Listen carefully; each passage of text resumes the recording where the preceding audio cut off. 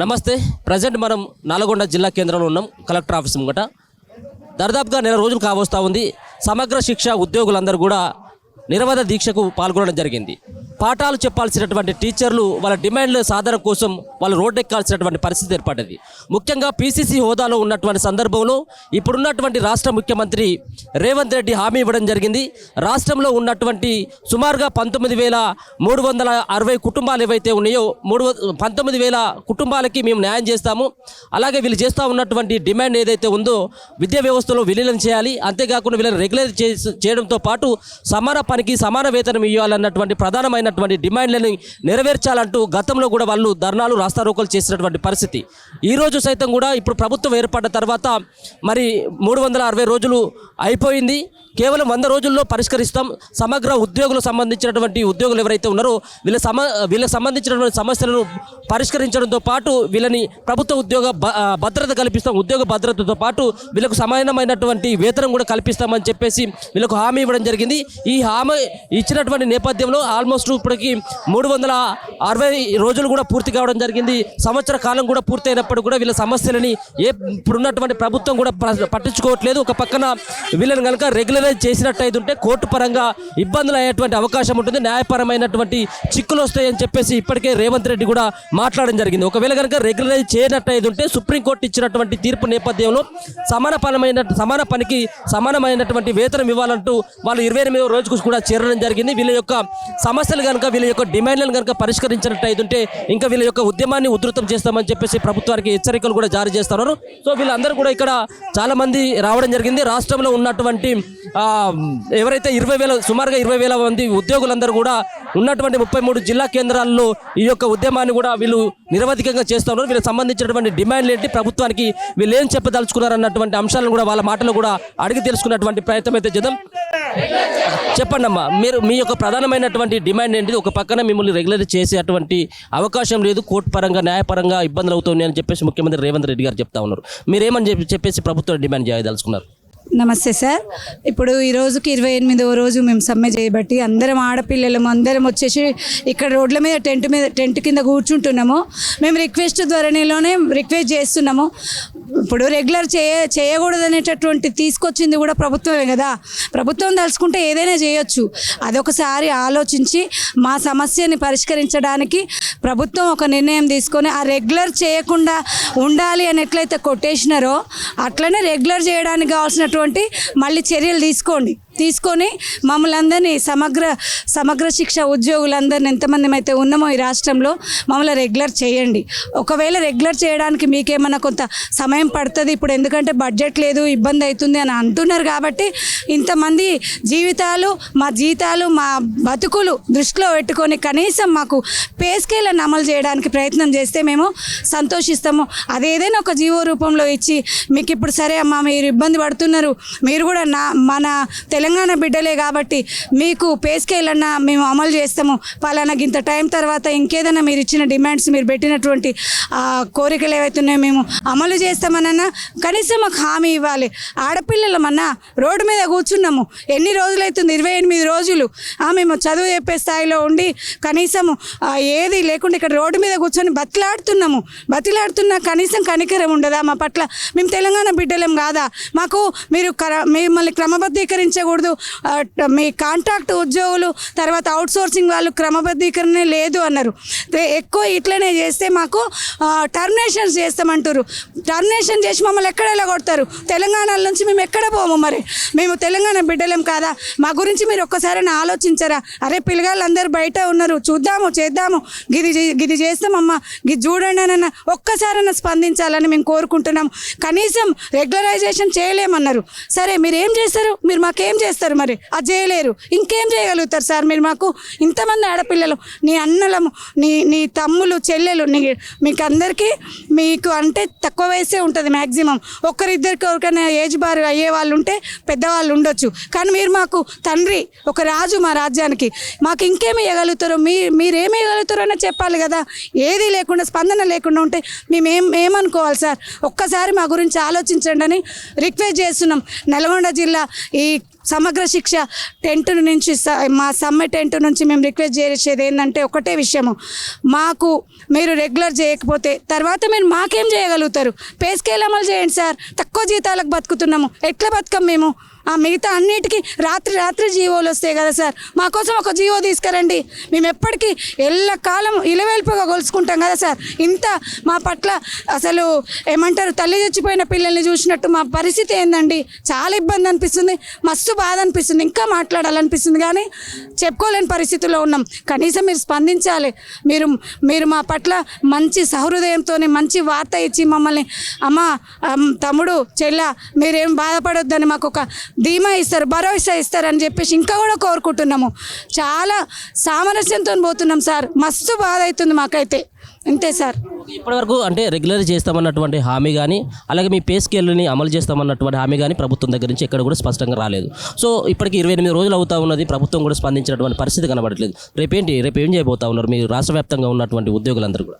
రాష్ట్ర వ్యాప్తంగా ఉన్నటువంటి ఉద్యోగులము మేము ఇదే విధంగా మా యొక్క సమ్మెని కొనసాగిస్తూ ఉంటాము. సమ్మెని ఇదే విధంగా ఉధృతంగా చేస్తూ ఉంటాము. మేము పే స్కేల్ సాధించేంత వరకు కూడా మా సమ్మెని ఎక్కడ ఆపదలుచుకోలేదు.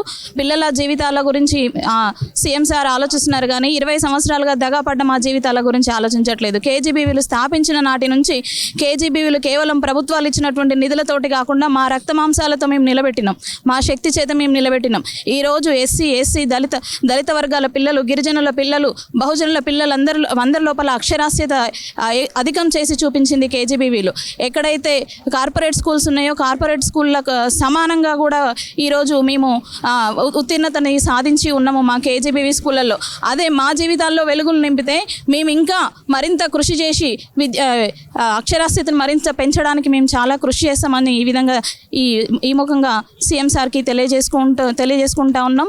అదేవిధంగా సీఎం ఈరోజు రెగ్యులర్ చేయడానికి కుదరట్లేదు అంటున్నారు, మాకు పే స్కేల్ ఇవ్వడానికి కుదరదు అంటున్నారు, బడ్జెట్ లేదంటున్నారు.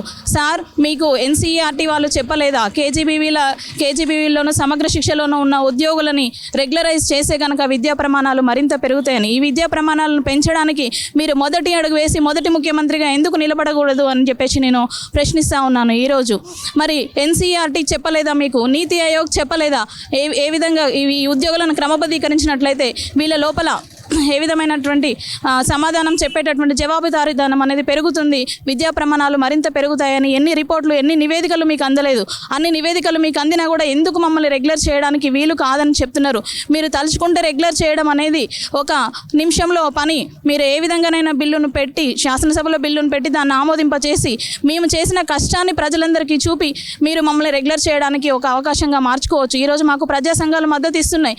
ఎందుకు మద్దతు ఇస్తున్నాయి అంటే బాలికల విద్య కోసం మేము పాటుపడుతున్నటువంటి విషయాన్ని చూసి మా యొక్క శ్రమను చూసి ఈరోజు వాళ్ళు ప్రజా సంఘాలు మద్దతు ఇస్తున్నాయి, ఉద్యోగ సంఘాలు మద్దతు ఇస్తున్నాయి, విద్యార్థి సంఘాలు మద్దతు ఇస్తున్నాయి.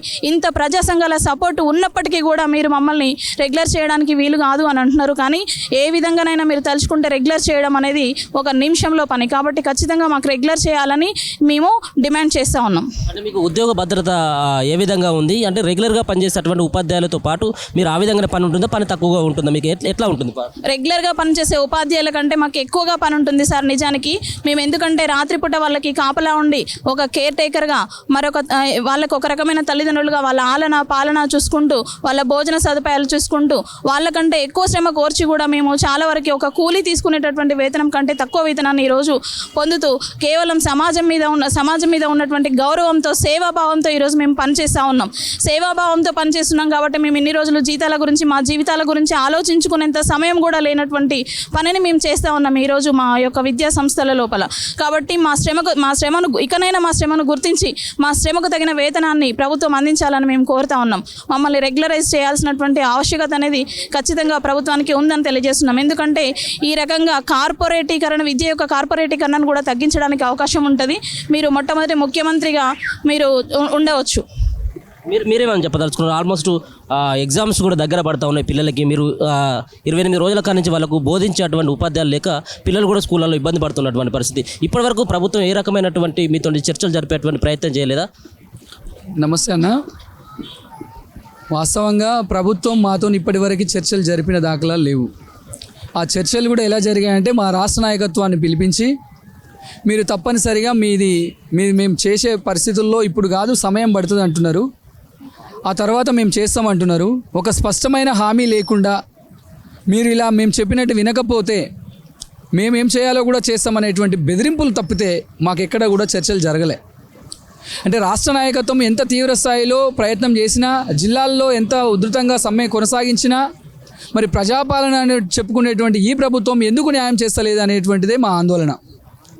మేము ఏమన్నా దిక్కు లేకుండా ఉన్నామా, లేకపోతే అనాథలమా? తెలంగాణ సమాజంలో మీరు మా టెంట్ కిందికి వచ్చి పోయిన సంవత్సరము మా ప్రభుత్వం రాగానే మీకు న్యాయం చేస్తామని చెప్పినటువంటి ముఖ్యమంత్రి గారు సంవత్సరం గడిచిపోయింది, రాష్ట్ర రోకోలు చేయొద్దు, ధర్నాలు చేసుకోవద్దు, ఏమైనా ఉంటే ప్రజాపాలన దరఖాస్తు ఇస్తే పని అయిపోతుంది అన్నారు. ఆ క్రమంలో మేము సంవత్సరం పొడవునా వివిధ మంత్రులని, ఎమ్మెల్యేలని, కలెక్టర్లని, అందరికీ జిల్లా కలెక్టర్లతో సహా సంవత్సరం పొడవునా కలిసినాం. మా రాష్ట్ర నాయకత్వం కూడా దాదాపు సంవత్సరంలో ఒక 4-5 దఫాలుగా ముఖ్యమంత్రి గారిని కూడా కలవడం జరిగింది. కానీ ఎక్కడ కూడా మాకు అనుకూలంగా స్పందన రాలే. ఆగండి బడ్జెట్ ప్రాబ్లం అవుతుంది. అయ్యా, మేము కోరేది ఒకటే, రైతులకు నష్టం జరుగుతున్నప్పుడు రైతులను ఆదుకుంటున్నారు, వాళ్ళకి బడ్జెట్ కూడా కడుతున్నారు. గవర్నమెంట్ ఉపాధ్యాయ ఉద్యోగులకు వాళ్ళకి కావాల్సినటువంటి డిఏలు, ప్రమోషన్లు, శాలరీలు హైక్ చేస్తూ ఉన్నారు, వాళ్ళకు కూడా బడ్జెట్ను కూడా కడుతూ ఉన్నారు. మరి ఓన్లీ సమగ్ర శిక్ష ఉద్యోగుల వరకే వచ్చేసరికి మాకెందుకు ఈ వివక్ష ఎదురవుతుంది అనేది మా బాధ. కాబట్టి వెంటనే గౌరవ ముఖ్యమంత్రి గారు మీరు ఇచ్చినటువంటి స్పష్టమైన హామీ ఏదైతే ఉందో, మా ప్రభుత్వం రాగానే సమగ్ర శిక్ష ఉద్యోగుల సమస్యలన్నీ పరిష్కారం చేస్తామన్నారు కదా, అది చేయమని అడుగుతూ ఉన్నాం. మేము గత 28 రోజులుగా ఇక్కడ ఉన్నటువంటి మా మహిళా సోదరులు, మేము మా కుటుంబాలను వదిలిపెట్టి ఈ ఎముకలు కొరికే చలిలో ఉదయం 6 గంటలకి 7 గంటలకి బయలుదేరితే మళ్ళీ సాయంత్రం ఇంటికి పోయేసరికి 8-9 అవుతున్నటువంటి అభద్రతా జీవితంలో గడుపుతున్నాం. 30 రోజులు మేము ఈ బాధపడుతుంటే మా కుటుంబాలను వదిలి రోడ్ల మీద కూర్చుంటే దిక్కులైన వాళ్ళని చూసినట్టు చూస్తూ ఉన్నారు. కాబట్టి వెంటనే స్పందించి గౌరవ ముఖ్యమంత్రి గారు మీరు ఇచ్చిన హామీ ఏదైతే ఉందో, యావత్ తెలంగాణ సమగ్ర శిక్ష ఉద్యోగులకి 19,360 మందికి మీరిచ్చిన ఆ రెగ్యులరైజేషన్ హామీ ఏదైతే ఉందో దానిపైన మీరు స్పందించారు. మా జిల్లా పక్షాన ప్రత్యేక ధన్యవాదాలు తెలియజేస్తా ఉన్నాం. మీరు స్పందించిన తీరు మమ్మల్ని కొంత బాధించింది. మీరు ఒకటి అన్నారు, ఏంటి క్రమబద్ధీకరణ చేయడం అనేది సమగ్ర శిక్ష ఉద్యోగులకి కుదరదు అన్నారు. మరి మీరేం చేయగలుగుతారో కూడా చెప్పాలి, అది మిస్ అయినారు. ఆ విధంగా మాకు ఇంకా ఆందోళన ఎక్కువైంది. గత 2-3 రోజులుగా కూడా అధికారులు మా పైన ఒత్తిళ్లు పెంచుతూ ఉన్నారు. అయ్యా, మేము చెప్పేది ఒకటే, మా బాధ కోసం మేము బయటకు వచ్చినాం. అధికారులు కూడా మా సమస్యలను అర్థం చేసుకొని మాకు సహకరించండి. మీకు ఇంకొకటి ఉంది, మాకు ప్రభుత్వానికి మధ్యలో వారధిగా పెద్ద దిక్కుగా మీరున్నారు. మా సమస్యల్ని ప్రభుత్వానికి తీసుకెళ్ళండి. 20 సంవత్సరాలుగా మేము ఆర్థిక వనరులు లేక చాలని వేతనాలతోని కుటుంబాలని లాక్కొస్తూ ఉంటే, ఒక్కొక్కసారి ఈ జీవితంతో ఎలా బతకాలా అనేటువంటి అభద్రతా భావంలో బతుకుతుంటే 20 ఏళ్ళు పనిచేసిన మాకు ఉద్యోగ భద్రత లేకపోతే ఎలాగండి?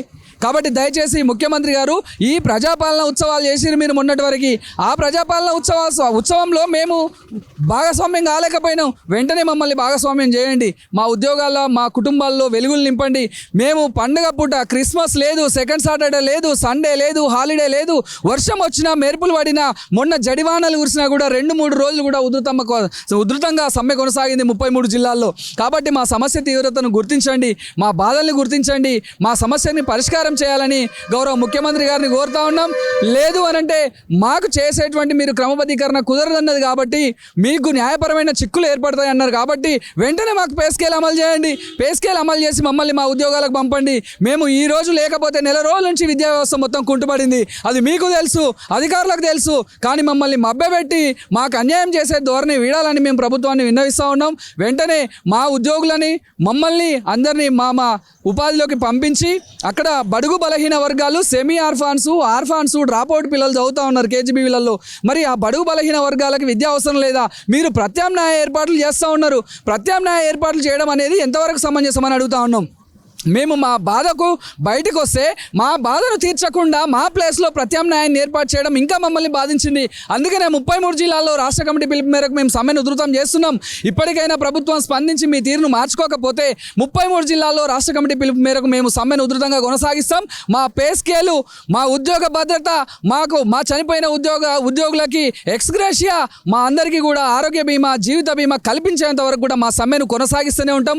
మా హక్కులు వచ్చేదాకా కూడా మేము ఎక్కడ కూడా వెనుకడుగు వేయబోమని ప్రభుత్వానికి మరొకసారి చెప్తూ మా డిమాండ్లు అన్నీ కూడా న్యాయమైనవి, స్పష్టంగా మీరు ఇచ్చినటువంటి హామీ ఉన్నది కాబట్టి వెంటనే దయచేసి దండం పెట్టి అడుగుతున్నాం. ఇక మాకు ఓపిక లేదు, మా ఓపికని పరీక్షించకండి.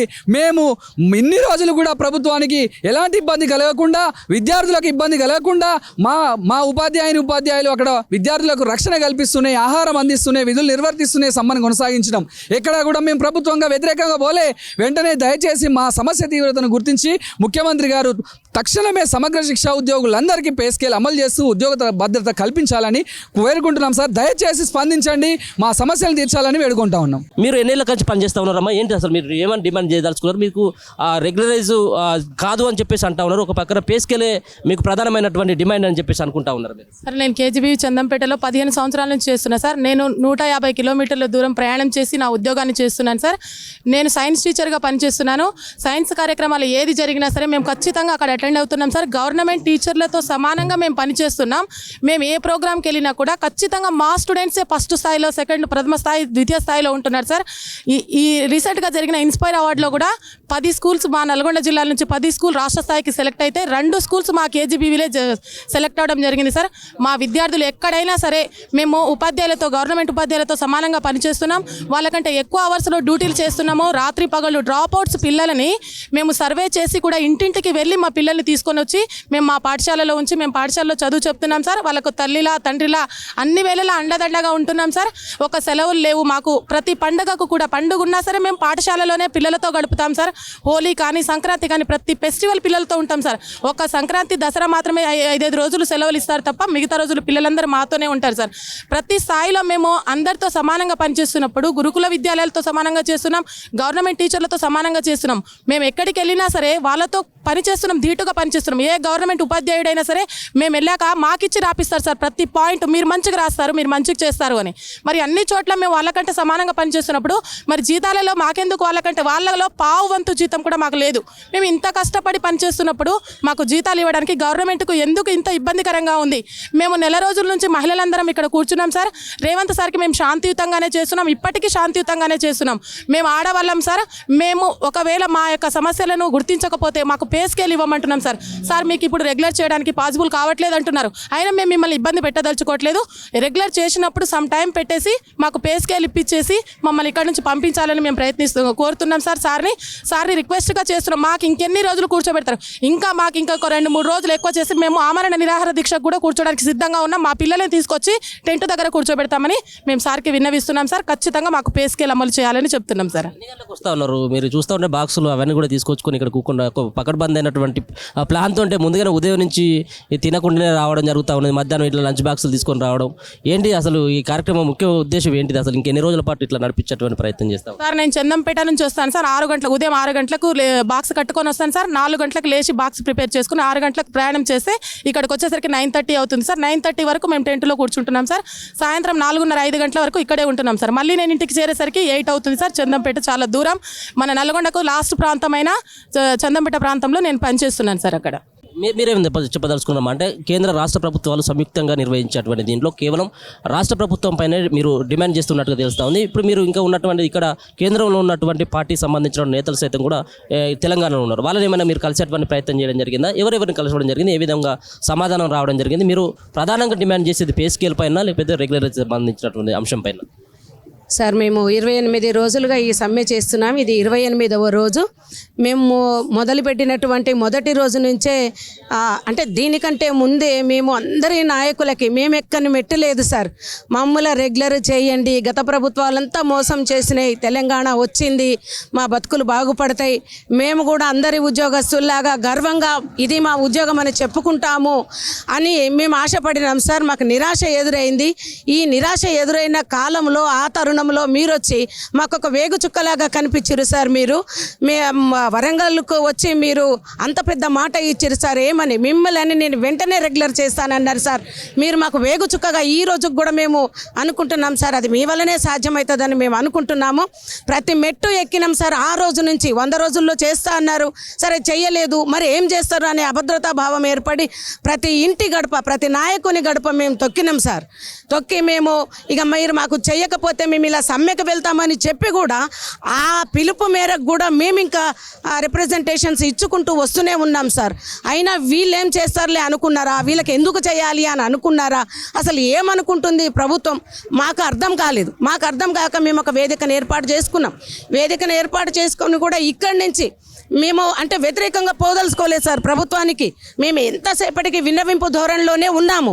ఈ విన్నవించుకునే క్రమంలోనే చేస్తున్న క్రమంలో మేమందరకు బీజేపీ వాళ్ళకి, ఎందుకంటే దీనికి సెంట్రల్తో సంబంధం ఉంది కాబట్టి బీజేపీ వాళ్ళ దగ్గరికి వెళ్ళి కూడా మా యొక్క రిప్రజెంటేషన్స్ ఇచ్చాం సార్.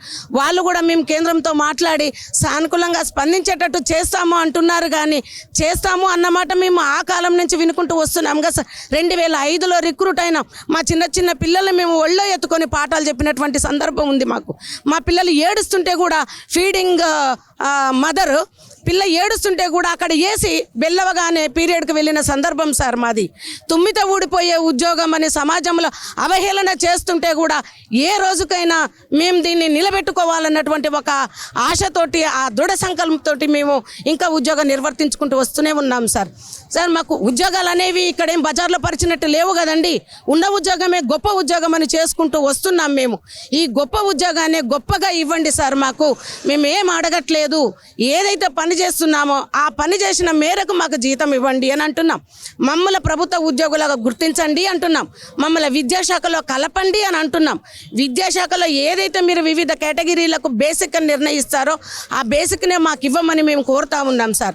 ఇక్కడ మేము పనిచేస్తున్నటువంటి దీంట్లో తక్కువ జీతం సార్ 7,500 రూపాయలు సార్. 3,000 పీటీఐలు అయితే 3,000 రూపాయలు.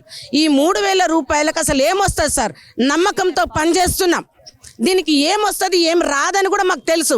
అయినా ఇది గవర్నమెంట్ సెక్టారు, ఏ రోజుకైనా మాకు రెగ్యులర్ అవుతుంది అన్నటువంటి ఒక నమ్మకంతో మేము చేసుకుంటూ వస్తున్నాం. 32,500 రూపాయలు మాత్రమే మా హైయెస్ట్ శాలరీ సార్. ఎక్కడైనా ఉందా ఈ జీతం? కూలి పనికి పోతే తాపి మేస్త్రికి కానీ లేదా తట్ట ఎత్తే వాళ్ళకి కానీ ఇంతకంటే ఎక్కువ సంపాదిస్తారు సార్. అయినా మేము ఒకటే ఒక నమ్మకంతో ప్రభుత్వాలు మన కోసమై ఉన్న ప్రభుత్వాలు వస్తాయి, ఆ ప్రభుత్వాలు మనల్ని రెగ్యులర్ చేస్తాయి, సమాజంలో మనం గర్వపడే విధంగా మనల్ని ఒక స్థానంలో ఉంచుతాయని నమ్ముకొని మేము దీన్నే నమ్ముకొని ఉన్నాం సార్. ఆ చంటి పిల్లల కానించి ఇప్పుడు మా పిల్లలు పెళ్ళిడికి వచ్చారు సార్. మేము ఏం పెట్టి పెళ్ళిళ్ళు చేయాలి వాళ్ళని, ఏం పెట్టి సాధాలి? మేము ఎటు వాళ్ళకు మేము సరైనటువంటి ఆహారాన్ని ఇవ్వలేకపోయాం. సమాజంలో అణగారిన వర్గంగానే ఉన్నాం. ఇక్కడ పనిచేస్తున్న అంతా కూడా ఎస్సీ ఎస్టీ బీసీ అణగారిన వర్గాల వాళ్ళమే ఎక్కువగా ఉన్నాం. మేము ఎందుకు మీకు చులకన? ఇన్ని రోజుల నుంచి అడుగుతున్నాం, దాదాపు నెల. మీకు ఏమైనా అనిపించట్లేదా? ఇంతమంది ఆడవాళ్ళు రోడ్డు మీద కూర్చున్నారు, నీ పరిపాలనకు ఏమైనా అద్దం పడుతుందా? నీకేమైనా హారతులు ఇస్తుందా మేము ఇబ్బంది పడుతుంటే అని మేము ఈరోజు ముఖ్యమంత్రి గారిని ప్రశ్నిస్తున్నాం. మీరు చేస్తానన్నారు కదా, వేరే మాట మేము అడగట్లేదు. మాకు చిటికలో పని అని అన్నారు. మళ్ళీ ఈ రోజుకి వస్తేనేమో మాకు ఆదాయం లేదంటున్నారు. మేము చెయ్యమని కరాఖండిగా చెప్తున్నారు. ఎందుకు సార్? మేము ఈ రాష్ట్ర బిడ్డలం కాదా? మమ్మల్ని ఎక్కడేస్తారు? ఏ అడవిలో కన్నా పంపించి మీరు చెయ్యము అన్నమాట చెప్పండి అని మేము డిమాండ్ చేస్తున్నాం. ఇప్పుడు ఎందుకు చెయ్యనంటున్నారు? అంత కరాఖండి మాటలేంది? ప్రజల అవసరాలకు మించిన చట్టాలా సార్? ఇప్పుడు హైకోర్టు ఏమంటుంది? రెగ్యులర్ అంటే కాంట్రాక్ట్ వాళ్ళని రెగ్యులర్ చేయము అని ఆ కోర్టు అన్నదమ్మా. దాని మేరకే మేము చేయమంటున్నాము. న్యాయపరమైన చిక్కులు వస్తాయని అంటున్నారు. ఎవరు సార్ న్యాయపరమైన చిక్కులు క్లియర్ చేసేది? ప్రభుత్వమే కదా. మరి మీరే కాదని అంటే మేము ఎటు పోవాలి? ఈ చట్టాలు మా కోసమే ఉన్న చట్టాలు కదా, మనం తయారు చేసుకునే చట్టాలు. ప్రజల ఆకలి తీర్చని చట్టాలు ఎందుకు అని ఈ టెంట్ సాక్షిగా మేము అడుగుతున్నాం. గతంలో కూడా మీరు 23 రోజుల పాటు కూడా మీరు చేయడం జరిగింది. గత ప్రభుత్వ దృష్టి కూడా మీరు తీసుకెళ్లడం జరిగింది. సో అప్పుడు కూడా ఎక్కడ కూడా ప్రభుత్వాలు రెస్పాండ్ అయినటువంటి పరిస్థితి లేదు, మిమ్మల్ని నిర్లక్ష్యం చేయడం జరిగింది. ఇప్పుడు కూడా 28 రోజుల కాడి నుంచి కూడా మీకు సంబంధించిన సమస్య పట్ల కనీసం ప్రభుత్వాలు దృష్టి సారించకపోవడం, దీన్ని ఏ విధంగా చూస్తారు? అదే సార్ మా ఆవేదన. ఎందుకు చూడట్లేదు? మేము అంటరాని వాళ్ళమా ఈ రాష్ట్రానికి? ఈ ఎస్ఎస్ఏ అనేది ఒక అంటరాని ఉద్యోగమా? మరి అంటరాని ఉద్యోగంలోకి మమ్మల్ని ఎందుకు లాక్కొచ్చారు? ఇదంటూ లేకపోతే మేము ఇక్కడికి వచ్చేవాళ్ళం కాదు కదా, ఇంత దగాపడే వాళ్ళం కాదు కదా. మమ్మల్ని ఎందుకు ఇక్కడికి తీసుకొచ్చారు? మీరు చేస్తామని హామీ ఇస్తున్నారు, చేస్తలేరు. ఇది మోసమే. ఇంకెంతకాలం మమ్మల్ని మోసం చేసుకుంటూ వస్తారు? నమ్మకం ఉందా మీకు ప్రభుత్వం పైన? చేస్తుంది అన్నటువంటి నమ్మకం ఉన్నది సార్. స్కీము అంటున్నారు, చెయ్యము అని అంటున్నారు. ఇప్పుడు స్కీము ఇంత సక్సెస్ అయింది సార్. ఎక్కడనంటే ఇప్పుడే మేడం చెప్పారు, మేము ఏ కాంపిటీషన్కి వెళ్ళినా స్టేట్ లెవెల్ రిప్రజెంటేషన్ మాది ఒకటి ఉంటుంది సార్. స్టేట్ లెవెల్ అది కల్చరల్ కావచ్చు, నేషనల్ లెవెల్కి పోయినాం మేము. కల్చరల్ కావచ్చు, సైన్స్ ఫేర్ కావచ్చు, ఇంకా స్టోరీ టెల్లింగ్ ట్రెడిషనల్ అని పెడుతున్నారు. అంటే మన యొక్క సంస్కృతి ఏందని కూడా మేము దేశం మొత్తంలో తెలియజేయడానికి జాతీయ స్థాయి కూడా మేము ఎన్నికవుతామున్నాము. అయినా మమ్మల్ని అంటరాని వారుగా చూస్తున్నారు. అంటే మా సేవలు మీకు అక్కరలేనప్పుడు మరి ఇన్నాళ్ళు ఎందుకు మా ఈ వ్యవస్థలో మమ్మల్ని ఉంచారు అని మేము ప్రశ్నిస్తున్నాము ఇప్పుడు. మాది కేజీబీవీలో కంప్యూటర్ ఇన్స్ట్రక్టర్ అండి. మేము గత 15 ఏళ్ళుగా వర్క్ చేస్తున్నాం ఇక్కడ. కానీ మాకు ఏ అలవెన్స్లు కానీ డిఏలు కానీ ఏవి లేవు. మా జీతం వచ్చేసి 7,800 అండి. మా జీతం వచ్చేసి 7,800. అయితే ఆ జీతానికి మాకు స్టార్టింగ్లో 4,500 ఉంది. మేము ఆ 7,800కి ఏం జీతం ఏం ఎంత గడుపుకోవాలండి? మా ఇంట్లో నలుగురు ఉన్న 2 చిన్నపిల్లలు. ఆ చిన్నపిల్లల్ని ఎట్లా పోషించుకోవాలి మేము? వాళ్ళ స్కూల్ ఫీజులు ఏం కట్టాలి? ఆ 7,000 జీతంతో మేము ఎంత చేసుకోవాలి? మాకు కూడా మమ్మల్ని ఫుల్ టైం సిఆర్టీలుగా చేసి కంప్యూటర్ ఇన్స్ట్రక్టర్లని మేము కాలేజీ వర్క్ చేస్తాం, ఆన్లైన్ వర్క్ చేస్తాం, స్కూల్ వర్క్ చేస్తాం, క్లాసెస్ కూడా తీసుకుంటాం. కానీ మాకు ఇచ్చేది 7,800. పార్ట్ టైం అని మమ్మల్ని ఫుల్ టైం వర్క్ చేసుకుంటారు. మమ్మల్ని ఫుల్ టైం సిఆర్టీలుగా చేసి మాకు ఫుల్ టైం పే స్కేల్ ఇవ్వాలి. మేము ఈ సమ్మెలో మేము పాల్గొంటున్నాం అంటే మాకు అన్ని బెనిఫిట్స్ కల్పించాలి. మాకు రేవంత్ రెడ్డి సార్ గారు మాకు మాట ఇచ్చిరు. పోయిన సంవత్సరం మేము ధర్నా చేస్తుంటే మాకు మాట ఇచ్చిరు. మేము అధికారంలోకి రాగానే ఫస్ట్ మీదే రెగ్యులర్ చేస్తాం, మీకు పే స్కేల్ ఇస్తాం, మీకు ఉద్యోగ భద్రత కల్పిస్తాం, మీకు చనిపోయిన వారికి ఎక్స్గ్రేషియా 25 లక్షలు ఇస్తాం అని మాకు మాట ఇచ్చిరు. మరి ఆ మాటలన్నీ ఎక్కడికి వెళ్ళినాయి? మరి మమ్మల్ని ఇలా మోసం చేయడం ఎంతవరకు భావ్యం? ఇంకా మాకు మేము 28 రోజులు చేస్తున్నా ఒక మంత్రి కానీ ఒక ఎమ్మెల్యే కానీ ఎవరూ రాలే. ఎందుకు? మేము ఓట్లు వేసి గెలిపించుకున్నాం. మరి ఆ ఓట్లు ఎక్కడ పోయినాం? మా వల్ల మేము అందరినీ, మా ఇంటి కుటుంబ సభ్యులతో అందరినీ మేము ఓట్లు వేయించి మేము కాంగ్రెస్ రావాలి, మాకు వస్తే న్యాయం జరుగుద్దని మేము ఓట్లు వేసి గెలిపించుకున్నాం. మరి మాకు న్యాయం ఎక్కడ జరుగుతుంది? మేము ఓట్లు వేసి గెలిపించుకున్నాం కదా, మాకు న్యాయం ఏది? మేము ఇంత ఆడపిల్లలు, ఆడవాళ్ళం, ఇంతమంది మహిళలం, మేము రోడ్డు టెంట్ కిందికి వచ్చి ఇంత ఘనంగా 28 రోజుల నుంచి సమ్మె చేస్తుంటే మాకు ఇంతవరకు ఇంత న్యాయం చేయలేదు. ఒక్క మాట వచ్చి కూడా మాకు ఏ మంత్రి కానీ ఎమ్మెల్యే కానీ మాకు మాట ఇవ్వలేదు. కోమటిరెడ్డి సార్ గారు 2 సార్లు కూడా కలెక్టరేట్కి రావడం జరిగింది. కానీ మాకు ఒక్క మాట కూడా స్పందించడం లేదు. కనీసం వచ్చి అమ్మ మీ సమస్యలు మా దృష్టిలో ఉన్నాయని ఒక మాట దిగి కూడా మాకు చెప్పలేదు. మరి మమ్మల్ని అంత చులకనగా ఎందుకు చూస్తున్నారు? మేము విద్యాశాఖలో మేము ఎంత నైట్ కానీ పగలు కానీ పిల్లల్ని చాలా జాగ్రత్తగా వాళ్ళ ఇంటి తల్లిదండ్రుల కన్నా ఎక్కువగా మేము పిల్లల్ని చూసుకుంటున్నాం. మాకు ఏది న్యాయం జరగడం? మరి ఇంత అన్యాయంగా చేస్తున్నారు మమ్మల్ని ప్రభుత్వంలో విలీనం చేయాలి, గవర్నమెంట్ శాఖలోకి విలీనం చేయాలి, ఇంకా ఫుల్ టైం చేయాలి మమ్మల్ని. మీరేమని చెప్పదలుచుకున్నామా? 28 రోజులుగా చేస్తూ ఉన్నారు, ఇప్పటివరకు కూడా ప్రభుత్వం నుంచి స్పందన లేదు. సో ఏం చేయదలుచుకున్నారు? ఇంకా రేపటి నుంచి మీ యొక్క ఉద్యమాన్ని ఎట్లా చేయదలుచుకున్నారు? మీ డిమాండ్ ఏంటి? ప్రభుత్వం నుంచి స్పందన వచ్చేంత వరకు మా ఉద్యమం ఎక్కడ ఆగేది లేదు, కొనసాగుతూనే ఉంటుంది. మా ఉద్యమము ఎక్కడ ఆపేది లేదు, మేము ఆగేది లేదు. రాత్రి పగలు ఇదే ఉద్యమంలో పార్టిసిపేట్ చేస్తాము. ఇక్కడే కాకపోతే హైదరాబాద్లో కూడా మేము తన అసెంబ్లీ ముందు కూడా భారీ ఎత్తున ధర్నాకు దిగుతాము. ఎలాంటి విషయంలో స్పందించకపోతే రేవంత్ రెడ్డి అన్న గారికి మేము విన్నపం ఒకటే కోరుతున్నాము. చాలా జీతాలతో అంతమంది అక్క చెల్లెళ్ళము అన్నతమ్ములం ఇక్కడ ఇబ్బంది పడుతుంటే తనలో స్పెషల్ లేదా? ఇచ్చిన హామీ ఎడిపోయింది. తన హామీని తను గుర్తు తెచ్చుకుంటూ మా కోరికలు నెరవేరాలని కోరుకుంటున్నాం. మీకు అంటే రిటైర్మెంట్ అయిన తర్వాత వచ్చేటువంటి బెనిఫిట్స్ ఎట్లా ఉంటాయి అసలు? మాకు రిటైర్మెంట్ కాదు, ఉన్న జీతాలకే ఇప్పుడు చాలా జీతాలకి, మా పిల్లలకి చదువులకి, మా రెంట్లకి, మాకు తోటి ఉపాధ్యాయులతో పాటు మేము బోధన చేస్తుంటే వాళ్ళకి లక్షల జీతాలు ఉంటే మాకు 7,000 8,000 జీతాలతోటి మా పిల్లల్ని ఎలా పోషించగలుగుతాము? రెంట్ ఎలా పే చేసుకోగలుగుతాము? తోటి పిల్లల ఉపాధ్యాయుల పిల్లలు బిర్యానీలు సినిమాలు అదని ఇదని వెళ్తుండే మా పిల్లలకు ఏదో మాటల గారడితోటి ఇంట్లోనే ఉప్పు కారంతో తినిపిస్తున్నాము సార్. మమ్మల్ని కొంచెం కనికరించండి, మీరు ఆదరించండి. మేము మా కష్టాన్ని బట్టే మాకు మినిమం టైం స్కూల్ ఇవ్వండి సార్. ఎవరెవరికి కలిసి ఇప్పటి వరకు మీరు ఇక్కడ నల్గొండలో మీరు పనిచేస్తూ ఉన్నారు కాబట్టి నల్గొండ జిల్లాలో ఉన్నటువంటి మంత్రులు ఉన్నారు, ఎమ్మెల్యేలు ఉన్నారు, ప్రజాప్రతినిధులు ఉన్నారు, కలెక్టర్లు ఉన్నారు. వీళ్ళని కలిసినప్పుడు మీకు వచ్చినటువంటి రెస్పాండ్ ఎట్లా ఉంది? చేస్తాము, ఇంకా టైం ఉంది కదా, ఇంకా 4 సంవత్సరాల పాలన ఉంది కదా అంటున్నారు. ఏం చేస్తారు సార్? తనకు హామీ ఎలా ఇచ్చారు? ఫస్ట్లో ఇచ్చినప్పుడు తన సీఎం హోదాలో రాకముందు పిసిసి అధ్యక్షులుగా ఉన్నప్పుడు మాత్రము వెంటనే ఏం చేశారు అసలు? మాకు వెంటనే చేయలేదు, సంవత్సరం దాకా ఆగాము. ఎక్కడి నుంచైనా ఏదన్నా సరే మీకు రెగ్యులరైజ్ కాదమ్మా. ఎందుకు కాదు మాకు రెగ్యులరైజ్? మేము ఎంప్లాయీస్ కామా? మాకు ఉద్యోగాల భద్రతకు ఎందుకు కలిపారు మీరు? మాకు ఏది అర్హతలు లేవా? విద్యార్హతలు ఏం తక్కువ ఉన్నాయి? మాకు ఎంఏలు ఉన్నాయి, బీఈడీలు ఉన్నాయి, పిహెచ్డీలు ఉన్నాయి. మాకేం తక్కువ సార్? చాలా జీతాలకు మాకు శ్రమ దోపిడీకి గురి అవుతున్నాము సార్ మేము.